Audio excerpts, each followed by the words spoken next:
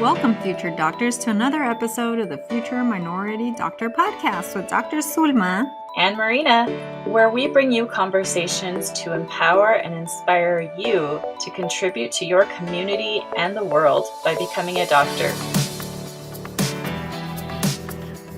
Okay, everyone, today I have the pleasure of having first-year medical student Gurjit Kaur join us on this episode. She is going to share with us how she managed to prepare for the MCAT and get a good enough score in order to apply. So thanks so much for joining us today, Girjit. We're really happy to have you. Of course. Thanks for having me, Dr. Capella. All right. To start out with, I'd love our listeners to be able to get to know a little bit about you. So tell us a little bit about your background. To start out with, where did you grow up and what was your upbringing like? So I grew up in Central California in a really small town like near Merced, so it was a really agricultural area. Both of my parents immigrated from India at a really young age. So as the oldest of four, we all had to kind of navigate my parents living in a new country with learning a new language and everything. From an early age, I firsthand learned about access and barriers to different social services, including healthcare specifically, because my dad has a bunch of chronic health issues. So at a young age, I was exposed to the healthcare system and just how it's difficult for people, especially people who might not speak English well or people who are from a lower socioeconomic status, to access services that they might need. So that's kind of what initially interested me in pursuing healthcare and just possibly becoming a doctor as a young kid. Wonderful. And then where did you end up going to college? Yeah, so I attended undergrad at UCLA. And fun fact, that was the first time I'd ever been out of Central California was when I went to my orientation for UCLA. So it was definitely a culture shock and learning that the world is not mostly people of color in Central California or not mostly low income people either.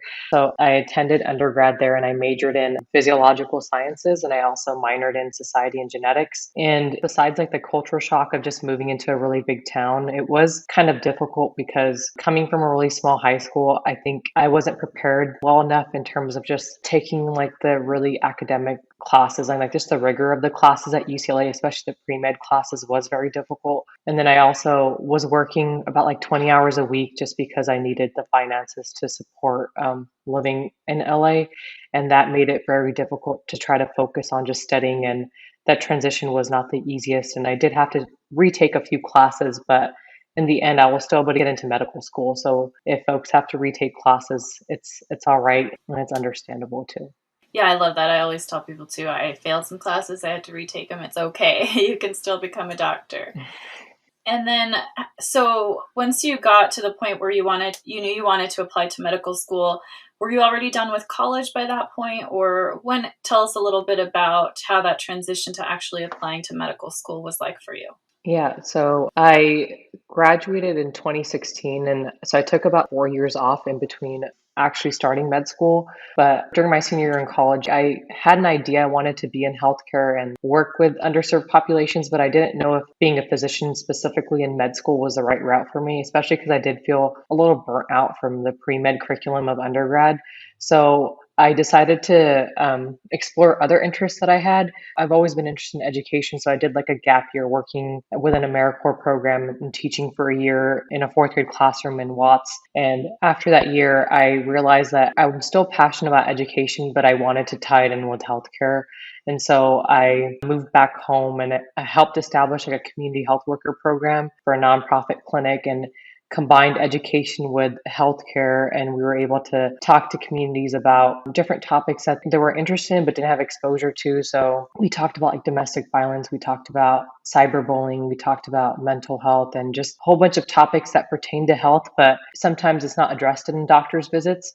And so that's when working alongside physicians and nurses and all these other team members that make up the medical team, I realized that being a physician was something that would help me fulfill my goals. So during that year, I had decided, okay, so I do want to go to med school. And I had tried to apply during that year, but it was definitely a rushed application because I originally wasn't planning on applying that cycle, but my dad had gotten sick suddenly. And one of my major motivators for going to med school was to have my parents see me in that white coat because like of their sacrifices and like have them see me there. So that's kind of what like drove me to submit the application within a month of taking the MCAT and getting all the stuff ready, which I would not recommend. Uh-huh. And so it didn't work out. But through that cycle, I realized that I didn't know a lot of stuff and I didn't have mentors that could help me because I didn't know people who had applied to med school. Like I was the first person in my family to go to college, let alone trying to go into the medical field. So I found out that there was a lot that I didn't know about the process. So that's when I decided to find mentors through like a post-bac program and like better inform myself and figure out what I don't know because there was a big information gap. Mm-hmm. And I feel like finding mentors and just having access to resources really did help me become better informed about how to take the MCAT, how to get my application set up,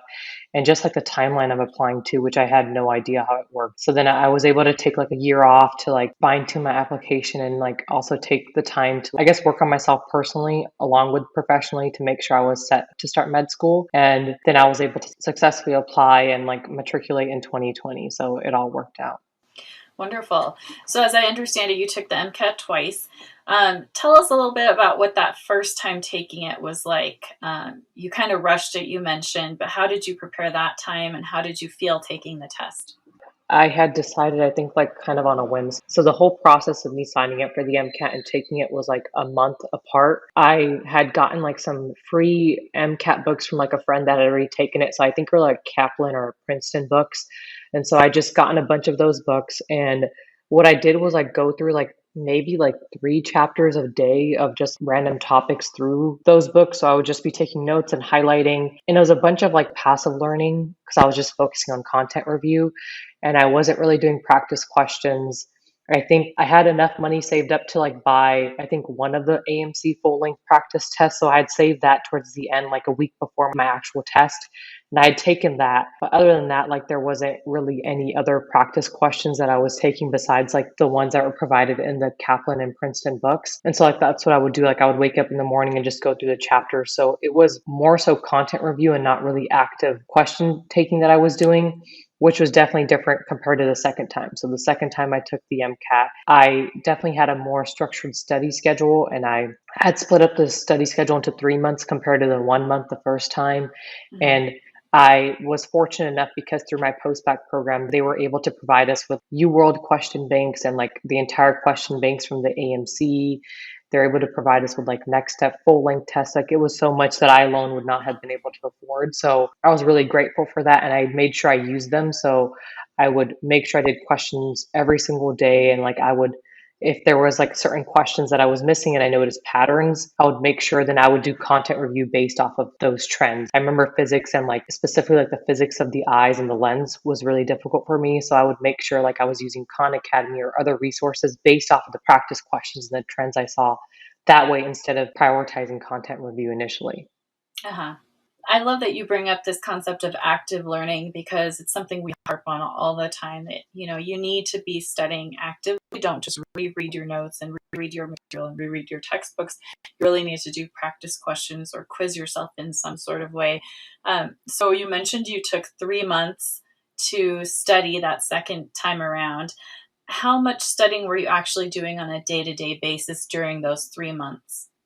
Yeah, so during those 3 months, I was studying like full time because like I had initially been working full time, but I had saved up just enough money because like I had tried to study and work full time and it wasn't happening. Like I'd be working from 8 to 5, but then when I got home, I was just exhausted. And like I know some people were able to do that, but for me, like I had tried to do that for like 2 months and it wasn't working. So I decided I had to just study full time. So I had saved up enough money where I could like afford just living without working for about a couple of months.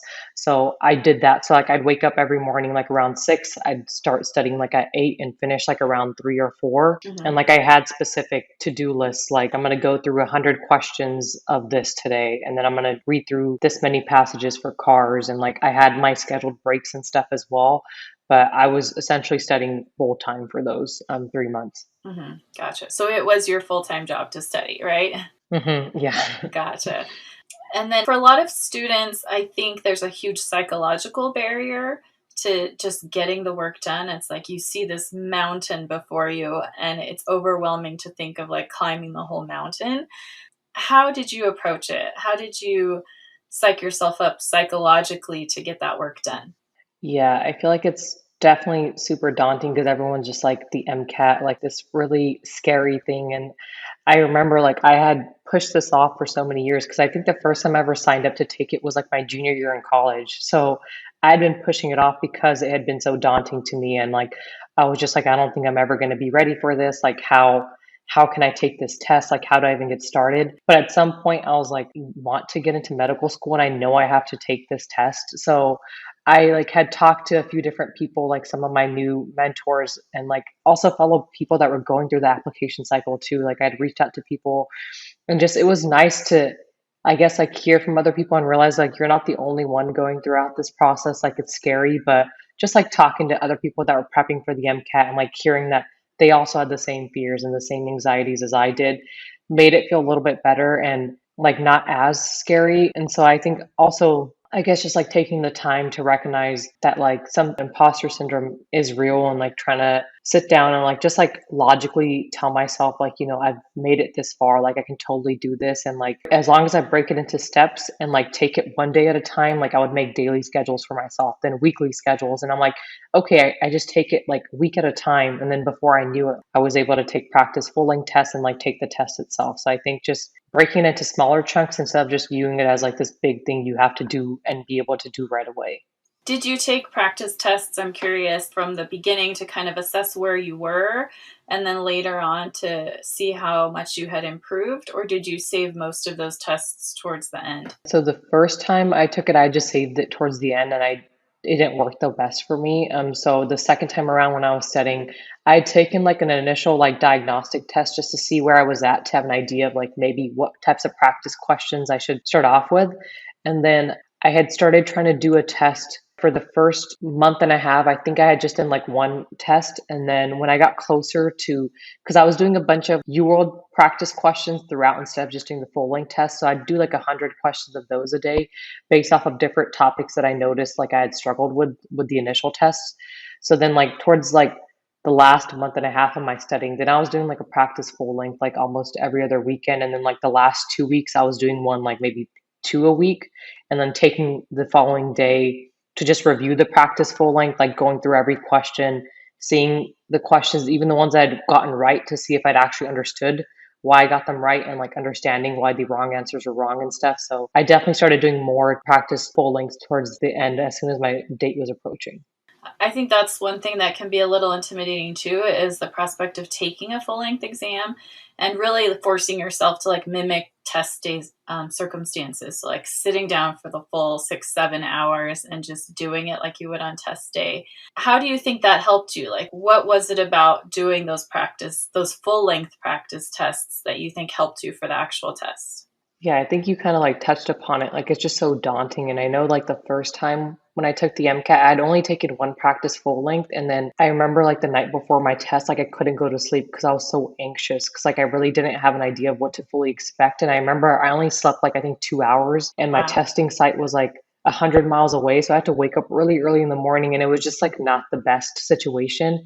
And so I realized like I know like there's a lot during test day that I can't control in the sense of what questions are going to come up, how I'm going to be feeling in that sense. But the more practice tests I take, the more I feel like I can have a little bit of control of the situation in the sense of I'll know like how the brakes feel. I'll know like how just sitting for that entire section of cars is going to feel and then moving into lunch and stuff like that. So that's why I did the practice full lengths because it just helped me feel like I was more in control of the situation. I was able to like feel like then the second time around when I took the actual test, like the night before, I slept totally fine. Like I didn't have those nerves as much as I Mm-hmm. did the first time around. And I think it was because I had taken so many full lengths. So I had an idea of what to expect and like how to feel throughout the entire day because it is like a marathon and you do Mm-hmm. feel like just sitting at the computer screen is a lot. And I feel like if you don't practice doing that, it's like something that you don't really realize. Like besides like the content, just learning how to take the test itself is like I feel like a really big part of just taking the MCAT as well. Yeah, I agree. The marathon is a good a good analogy. It's the mental stamina. You know, you wouldn't go run 26 miles without having trained for it. So like you can't expect to take a 6-7 hour long test without training your mind to focus for those 6 to 7 hours. So how many practice tests did you end up taking, do you think, leading up to that second time you took it? Yeah, I remember. I think it was like 13 full length tests that I had taken total Wow. throughout like the 3 months. So yeah, it was a lot. Like I know some people would be like, I would not recommend that many, and Uh-huh. I would, but I know for me, like that's what worked for me because I knew like just going through it as many times as I could, like I would feel more comfortable test day because I knew this is what I'm going to be expecting.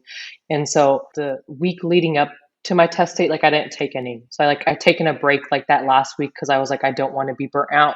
And like the day before the test, like I didn't study. I just took the time for myself just to Hmm. relax and stuff. So I definitely made sure I did put in days where I was just not studying on end, especially leading up to the test day. Yeah, giving yourself a break. Good. So, anyone who's taking the MCAT sees that there are a ton of different materials to choose from to help you prepare. A lot of different test prep companies vying for your attention, for your dollars. So, what did you end up using to help prepare? You mentioned UWorld. What were some of the other resources that you used to help you prepare? I was fortunate, like I kind of mentioned, like I got a bunch of these resources for free through my post-bac program. If there was something that I'd recommend, like investing in, like for sure would be UWorld, just Mhm. because like the format of the questions is like the same type of format as like the MCAT itself, like the tools in terms of like highlighting and striking through. So it's like you feel like you're kind of like again in that same environment in the sense of like how the Mhm. questions are written and their explanations are really great too. So like when I would use those questions, I would like say I missed a question on UWorld. I would go through the explanation and I would read through why the wrong answers are wrong and why the correct answer was correct. And then I would use like Anking, which is like the flashcard app, Uh-huh. and I would create flashcards. Like I would make my own flashcards. Like I know there's pre-med decks out there, but I found writing my own flashcards through my understanding of like the questions was really helpful. So I'd write the flashcards and then I would make sure like after I finished going through the questions, I would do those flashcards that day and then keep up with them throughout the following days. So then I made sure like I was still touching upon that subject again. And then for cars, because I really struggled with cars my first time around the MCAT, I used a bunch of like free passages through like Jack Weston, which is like a online website, and like they would have like again like their format is kind of similar to like the MCAT in the sense of like how the questions are written on everything, and I found that very helpful. So I would try to do like maybe 4 to 5 passages a day of that, and like actually try to analyze the reading and like try to come up with questions as I was reading before I even got to the questions. And then in terms of like the full length tests, I would recommend if someone's like debating of which to purchase and like what to invest in because again they are really costly. I would recommend like the AMC full length practice questions and question banks because they're going to be the most similar to the actual test itself. And I did find their question style very similar to like the questions during my test day. And then I also did use like next step full length questions, which I found the test to be a little bit more difficult than the actual MCAT test. So I used that more so for like timing and making sure I was getting through the questions at a pace that I felt comfortable with. But the questions I felt like were a little bit more challenging than the AMC full length questions, which are more representative of the actual MCAT. Uh-huh. I would echo that. The double AMC has great resources, including those full length practice tests, which are going to be the closest you get to the real thing. You mentioned timing. So, one thing I've noticed is a lot of students, and including myself back when I was in that position, a lot of students struggle with finishing the questions on time. And of course, it's going to, drop your score if you're not even getting through all of the questions. Did you struggle with that at all? And if so, how did you improve? Yeah, I definitely struggled initially. Like during the first time I took the MCAT, like I didn't even get through 4 or 5 passages like during my test day. So it was really stressful. And I realized the second time I was studying that I did need to be more cognizant of timing and figure out how to best make sure I was getting through the questions without rushing through them because you didn't want to make silly mistakes. And so a few of my mentors had given me like different pieces of advice, and like one that I really thought was helpful for me was when I would try to do a section, like say I was going to do maybe like 4 practice questions for cars that day, I would kind of just like skip through those passages and like kind of like really quickly proof, like just skim through them to see if it was like a topic that I felt really comfortable with. And if it was, then I was like, okay, I'll go ahead and like start with this passage. If it was something where I was like, I don't feel like the most confident in this, then I would like skip through that passage and just go to the next one. And the next one that I found that I felt comfortable with, like I would go through. And I felt like with that, I was able to like during my actual test day, I was able to come across like passages and questions that seemed a bit easier for me. And I was able to get through them faster than like the 10 minutes I had allotted for myself per passage. And so the more difficult ones I had saved towards the end, and I had more time to go through them because like they don't order them like the passages are not ordered in like, increasing difficulty. There might be some easier passages towards the end. And if you just go through the passages one at a time and like you're rushed for time at the end, you might miss out on some easier questions because you just weren't able to get through them. And like that's what happened during my actual test day. Like the second time around, I was like going through the passages and like I had noticed some of the passages that were closer to the end of the section were a little bit more easier. And so I was able to get through those first and then go through the passages in the beginning. And then another thing that helped me with timing was just to kind of make sure like for every section I had like divided the time per passages evenly. So I'd kind of keep an eye on the clock like for every half hour to make sure I was kind of going through a good amount of passages, like gauging the time that way. But I didn't start doing that until like I got more further along in my studying. Like initially when I first started studying off, I was just trying to focus on like how I was processing the questions, how to analyze the concepts, and how to just answer the questions themselves. And the timing would come naturally with that. And so I didn't focus on the timing initially because I feel like that's really stressful to try to like learn the concepts, learn how to take the test itself, and then also on top of that, try to work on your speed. So that was something I worked on like when I got like closer to the middle and end of my study. And I think that's where those full-length practice tests can really help too, is just you practice doing it under those timed conditions. Another question, you mentioned that you did take the 3 months to just completely study. A lot of students struggle to do that because of just economics, finances. And you mentioned yourself, you had to work through a lot of college to just help support yourself. Did you get help from your post-bac program to do that? Or did you just save up money and know that that was something you were going to have to do? Yeah, so I had kind of just saved up money. The post-bac program had paid for like my resources for the MCAT, like all the test prep materials. So that's something like I didn't have to worry about. Like, so I had just saved up enough money for like my rent and living expenses, which I feel like if I didn't have the post-bac program paying for those MCAT prep materials, I don't know if it would have been possible for me to take that time off. All right. And then if you don't mind sharing with us, what did you end up getting that second time around on your MCAT?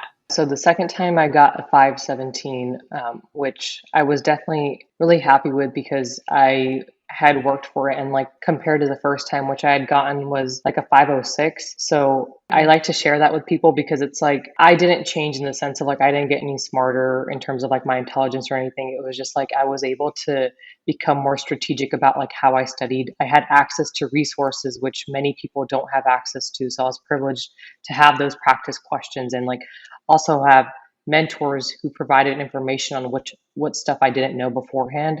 So like that's why I was able to improve my score, which was a better representation of not only my knowledge, but just like I guess like my test taking abilities too, because I had access to resources and knowledge which I didn't have the first time around. Mm-hmm. Yeah, that's amazing. And also, an 11-point jump, that's really inspiring. So, whatever your score is to begin with, like if you put in that time, if you put in that work, there's nothing magical, like you said, it's just putting in the effort. Anybody can do it with diligence. And you're a wonderful example of that. Congratulations. That's an amazing score. Thank you.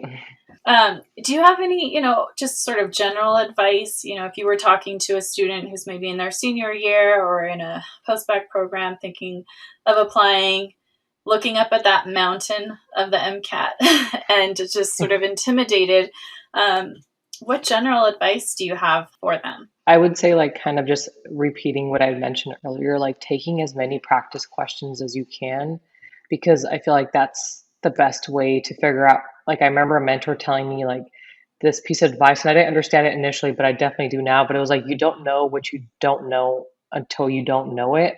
And I was like, what are you talking about? And it was like, and then he was like, just take the practice questions, and that's when you're going to realize what you don't understand. Because if you're not actually doing practice questions, like how do you know what information is actually solidified in your brain? So I would like definitely echo trying to take as many practice questions and practice full lengths as possible, like given like your financial resources. And I would also recommend making sure like you set up a system where you could hold yourself accountable, because the first time around I didn't have a way to actually check in with myself to understand if I was actually understanding what I wanted to, like in terms of like was I actually understanding the physics topics that I had struggled with, was I really making progress on cars?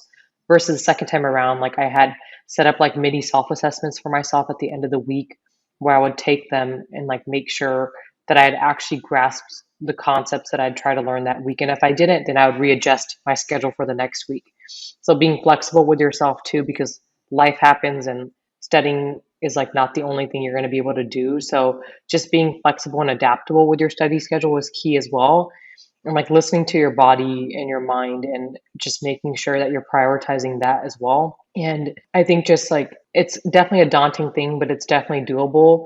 And like having a good support system was so invaluable for me too. So like, having family and friends that you could talk to throughout the process is really helpful too. So if you're able to like talk to people, I would definitely say do that, because that definitely makes it feel like less daunting and like you're not alone, because there's people out there that are able to support you. Wonderful. Yeah.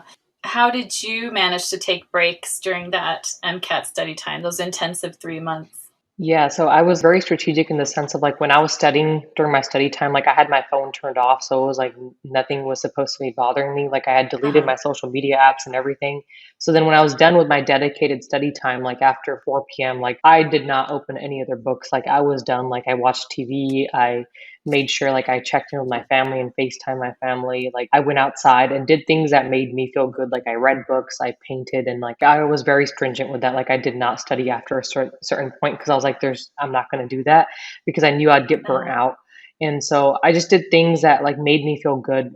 And I would definitely recommend doing that all the time, because like, especially if you're studying for a long period of time, like it just can become very overwhelming, and you don't want to get burnt out before your actual test day either. Definitely. Well, thank you so much for sharing your story with us and sharing some of your study preparation techniques. I'm so glad that you were able to succeed on the test and succeed in your mission to get into med school. You're in your first year of medical school now at Drew UCLA, is that right? Yes, that's right. Okay. And how is it? How is it so far? What are you thinking of med school? I think it's kind of surreal, like being here, because like I've been working towards this for a few years, so it's like I'm actually doing what I wanted to do. But it's great, like even though it's been kind of through Zoom, which was not something that I had expected, it's just wonderful, like learning about, I guess, like the science in a way that's actually applicable to people, which is different than pre-med. Like I feel like you're memorizing these random facts and you're just like, why do I need to know all this? But so far it's like you're actually learning things that are clinically relevant, and you're learning it in the context of like how it's going to impact actual people's lives. So I just feel really like just grateful and privileged to be here. And like my classmates are wonderful too, because I'm in the small cohort with Drew and we're focused on like, working with underserved populations. So it's a lot of people that have similar interests and like passions. So it's wonderful, and I'm really grateful that I'm here. Wonderful. Well, I'm so glad you're there too. You will be a wonderful doctor. I have no doubt of it. And thanks again so much for your time. Good luck in the rest of your first year of medical school. And thanks for taking the time to talk to us. Of course. Thank you for having me.